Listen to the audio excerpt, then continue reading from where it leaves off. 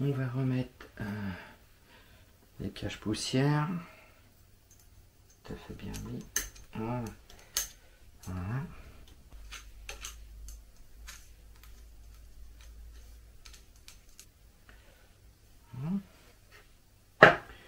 Le cache-poussière donc est là.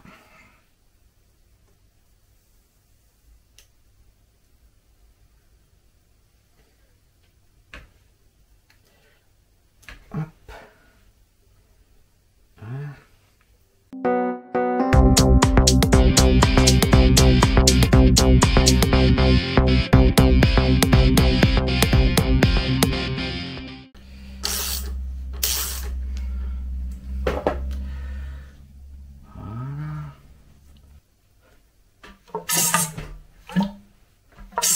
Donc, il reste encore un peu d'huile, on va essayer de la vider.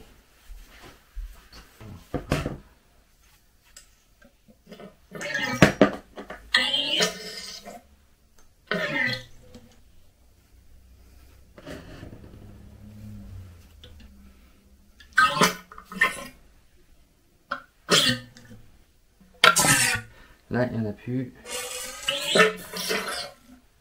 Alors, sur les spécifications générales des suspensions, on trouve entre autres le volume d'huile au niveau capacité avec le type. Donc on a 350 cc en temps ordinaire. Voilà, et en gros, normalement, une fois que si on l'avait complètement nettoyé, il faut compter 408 cm3. Alors, la hauteur en fait de l'huile, elle est à mesurer entre 96 et 100 mm du bord complet. C'est marqué, est à mesurer à partir du haut du tube.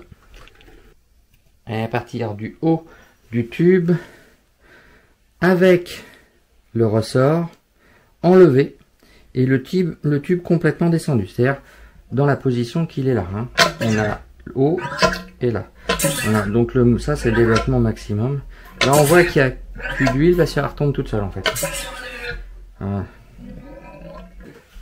L'huile de fourche qui correspond au bon grade, hein, puisque c'est un 10W20. Là c'est du 10W15, un truc comme ça, c'est du médium. C'est du Ippon. A priori ça doit bien le faire. Et il faut juste donc s'assurer d'avoir le bon volume. Alors, là vous voyez, je pense, la couleur, elle est marron foncé. Bon, elle a une odeur d'huile, hein, on est d'accord, c'est normal.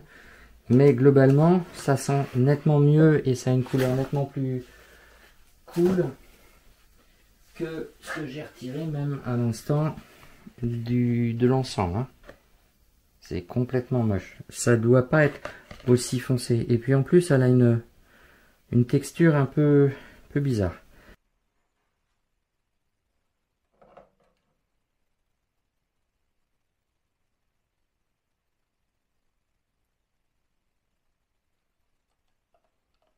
Donc 50.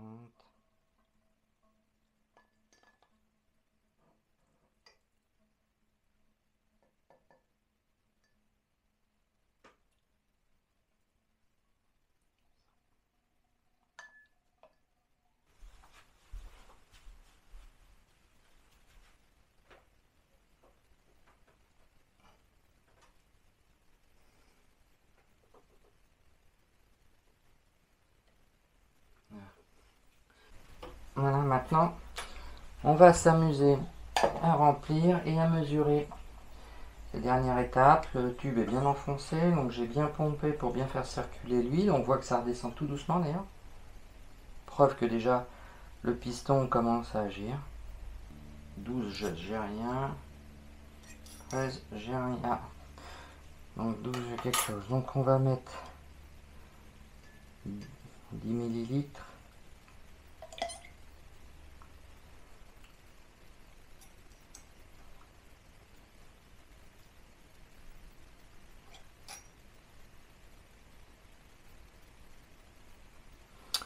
Et ben c'est parfait. J'ai 98, c'est la même chose que sur le tube d'avant. C'est parfait. Voilà. Je rebouchonne pour passer à l'étape d'après parce qu'il faut que je prépare le ressort, la rondelle et la zone de compression. Oui, d'accord. J'avais oublié que j'avais allumé le micro. Bon, ça va, ça capte bien. On va commencer par mettre le ressort tout en laissant la fourche comprimée, en vérifiant bien sûr que tout est propre, hein.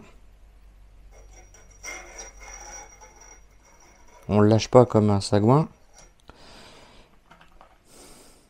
On met la rondelle. Alors dans certains cas ça s'adapte dans le ressort, moi c'est pas le cas, ça se pose juste dessus. C'est pas hyper top mais bon. Et ensuite on met l'intercalaire. Alors dans certains cas les intercalaires peuvent être plus ou moins longs et ça permet de régler la rigidité, donc la précontrainte sur le ressort. Un peu comme à l'arrière, hein, ça permet de serrer le précontrainte sur le ressort ou à l'inverse de le relâcher. Voilà, sur cette suspension, il n'y a aucun réglage. Donc on pose ensemble et puis on lève le tout. En le tenant parce que du coup, faut pas que ça retombe. Et là, c'est à ce moment-là qu'il faut choper le pas de vis. Voilà.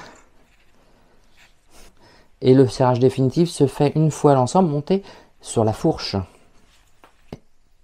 Ça permet au moins d'être sûr que ça devient étanche. On peut faire un essai. Oh la vache. De compression. Ça marche, ça comprime. Donc maintenant, tout simplement, je fais l'autre. Et puis on attaque le repose de cet ensemble-là sur la tête de fourche pour pouvoir les serrer définitivement, puisqu'il faut serrer les colliers pour mettre le bon couple sur le bouchon. Alors il y a un truc à faire attention, hein, c'est que il y a quand même un côté intérieur et un côté extérieur du coup, puisque ça c'est le support de frein, d'accord, ça c'est le support de garde-boue, donc ça c'est côté intérieur, ça côté extérieur. D'ailleurs il y a la vis de purge et du coup il faut bien faire attention au côté où se trouve le support d'étrier de frein. Et moi j'ai pas fait attention, donc je vais regarder sur la notice.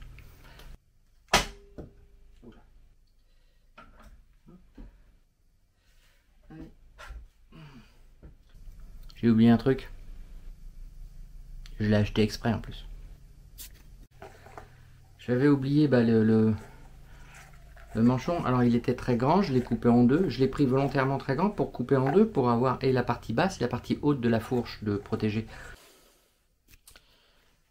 Voilà. C'est visuellement plutôt sympa. Il faut quand même aligner en bas pour tout simplement être tranquille sur la partie haute ensuite. Bon, faut que je trouve l'axe. Parce que je sais pas si vous voyez, mais il est quelque part là-dedans. Ah, c'est pénible.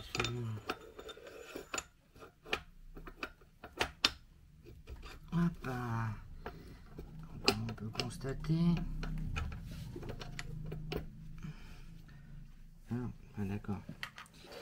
Ah. Ici, ils sont liés au niveau de la hauteur. Donc on va pouvoir les amener correctement, serrer en approchant en bas, en haut, serrer au couple et serrer en haut. Bon, globalement, j'ai un souci parce que j'ai une clé, mais elle a une grosse tête et pour faire les hexas là, et les serrer au couple, et ben il va me falloir la taille du dessous, une clé dynamométrique de la taille du dessous, parce que autant les bouchons ça va, mais en fait je peux pas passer d'un gros carré comme ça à un tout petit qui supporte du 6,5 en fait pour l'hexa. Voilà. Donc pour l'instant c'est en stand-by, je vais juste approcher les vis et puis je serrerai plus tard dès que j'aurai la clé. Faut que j'en achète une autre. A plus.